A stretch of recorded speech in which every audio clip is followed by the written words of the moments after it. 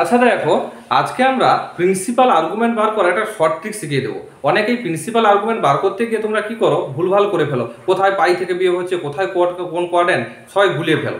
দেখো কত short tricks একটা শেখাচ্ছি। দেখো তার আগে বলে রাখি, প্রিন্সিপাল আর্গুমেন্টের যে রেঞ্জটা থিটাটা কি হয় না, মাইনাস পাই থেকে বড় হয় কিন্তু পাই অথবা পাই থেকে ছোট হয়। দ্যাট ইজ মাইনাস 180 থেকে বড় হবে কিন্তু 180 অথবা 180 থেকে ছোট হবে।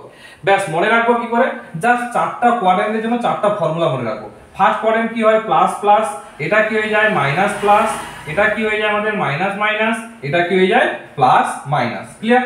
তাহলে ফার্স্ট কোয়াড্রেন্টে পড়লে হয়ে যাবে থিটা সমান tan inverse mod of y by x। ওর নিচে জাস্ট চলে আসো, মনে রাখার টিপস দেখো। তাহলে থিটা ইকুয়ালস টু কি লিখবো, minus of tan inverse mod of y by x। এর কোনাকুনি উপরে চলে যাও, তাহলে থিটা সমান কি হয়ে যাবে, pi minus tan inverse mod of y by x। এর নিচে চলে আসো, থিটা সমান কি হয়ে যাবে, minus pi plus tan inverse y by x। যে যেরকম করে মনে রাখতে পারো, জাস্ট এই স্ট্রাকচারটা যদি তোমরা কেউ মনে রাখতে পারো, তাহলে কিন্তু প্রিন্সিপাল আর্গুমেন্ট নিয়ে তোমাদের আর কোনো কিছু সমস্যা হবে না।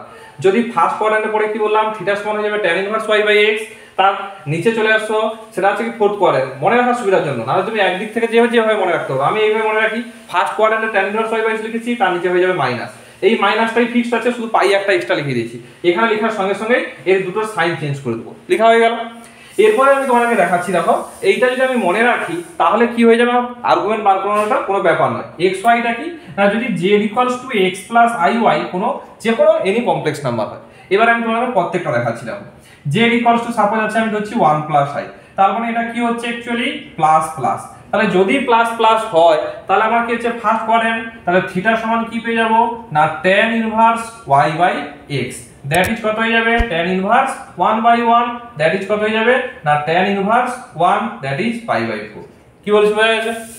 এরপরে দেখো, আমি যদি এটা এরকম থাকতো z equals to 1 minus i, তাহলে এটা কোন কোয়াড্রেন্ট হচ্ছে না, এটা হয়ে যাচ্ছে দেখো প্লাস মাইনাস, প্লাস মাইনাস হয়ে যাচ্ছে।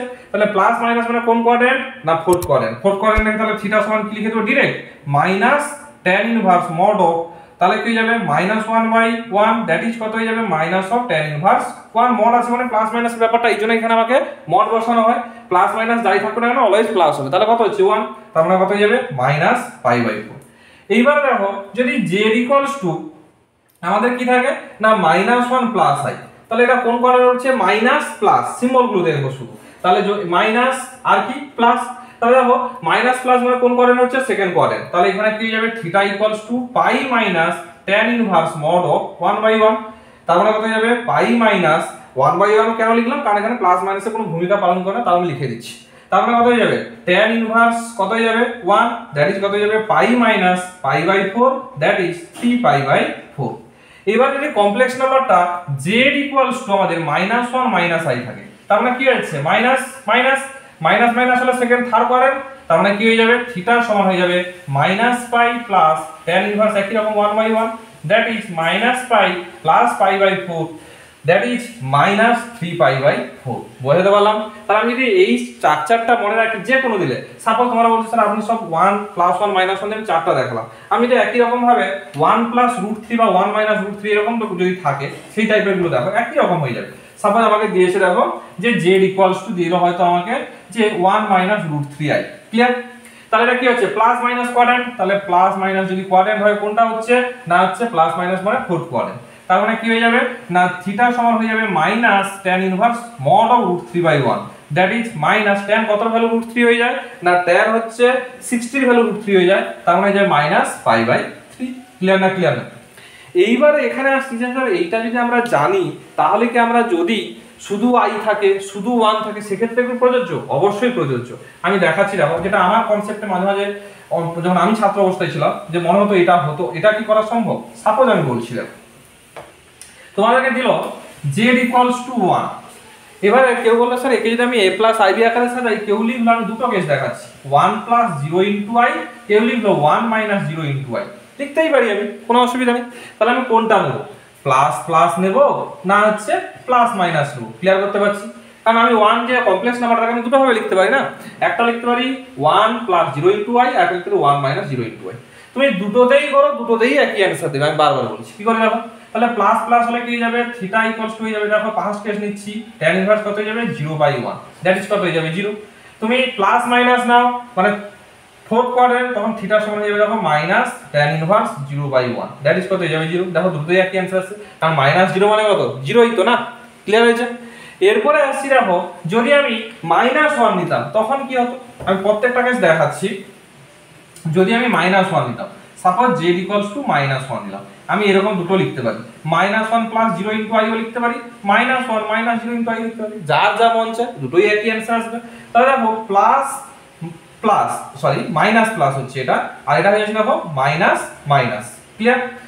এবার দেখো যদি মাইনাস প্লাস হয় কোন কোয়াড্রেন্ট হচ্ছে গো, সেকেন্ড কোয়াড্রেন্ট, তাহলে থিটা সমান কি হয়ে যাবে পাই মাইনাস tan ইনভার্স কি হয়ে যাবে 0/1, তার মানে কত হয়ে যাবে পাই মাইনাস 0, দ্যাট ইজ কত হয়ে যাচ্ছে পাই। যদি আমি মাইনাস মাইনাস নেই তাহলে কি হয়ে যাবে theta equals two minus pi plus tan inverse 0/1, তার মানে কত হয়ে যাচ্ছে minus pi plus 0, that is minus পাই। এবার বলবে স্যার আপনার তো দুটো অ্যানসার চলে এসেছে, একটা পাই এসেছে একটা মাইনাস পাই এসেছে।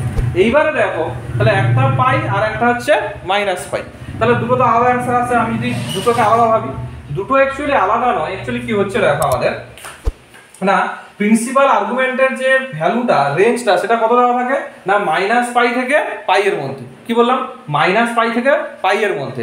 এবং এখানে জিনিস দেখো পাই ভ্যালুটা কিন্তু নিচ্ছে না, ভালো করে দেখো কি বলছি, পাই যে ভ্যালুটা সেটা কিন্তু নিচ্ছে না, কিন্তু দেখো পাই ভ্যালুটা নিচ্ছে, তার মানে আমার এই ভ্যালুটা নেওয়া যাবে না, এটাই নিতে হবে। কি বলছি বোঝা গেছে। এরপর হয়তো আবার সাপোজ আসলো z = শুধু i লিখলাম, কেউ এটাকে দুটো ভাবে লিখতে পারে, 0 + i লিখতে পারে, আবার -0 + i লিখতে পারে। তাহলে দেখো প্রথম কেসটা কি আসছে প্লাস প্লাস, তাহলে থিটা সমান হয়ে যাবে দেখো tan ইনভার্স, এটা কি হয়ে যাবে তখন না 1/0, দ্যাট ইজ কি হয়ে যাচ্ছে আনডিফাইন্ড হয়ে যাচ্ছে, তার ক্ষেত্রে তাহলে কি চলে আসবে না π/2 90 ডিগ্রি। এইবার যদি আমি এই কেসটা নেই, এটা কি হয়ে যাচ্ছে দেখো মাইনাস আর হচ্ছে প্লাস, তাহলে মাইনাস প্লাস যদি হয়ে যায় তাহলে থিটা সমান কি হয়ে যাচ্ছে কোন কোয়াড্রেন্ট পড়ছে না দেখো মাইনাস প্লাস হয়ে গেলে আমাদের পড়ছে সেকেন্ড কোয়াড্রেন্ট, তাহলে কি হয়ে যাবে pi minus tan inverse 1/0, that is pi minus কত হয়ে যাবে π/2, দ্যাট ইজ π/2। তাহলে দুটোতে একই অ্যানসার আসছে। মানে আমি এই কনসেপ্টটা বোঝাতে চাইছি যে তুমি এখানে জিরোটা প্লাস নাও মাইনাস নাও প্রত্যেক ক্ষেত্রে একই অ্যানসার আসবে। ক্লিয়ার করতে পারছি যে এই শর্ট ট্রিক্সটা মনে রাখো, আর্গুমেন্ট আর অ্যামপ্লিটিউড অঙ্কগুলো দেখো 5 সেকেন্ডে আমাদের হয়ে যাবে। ক্লিয়ার করতে পেরেছি।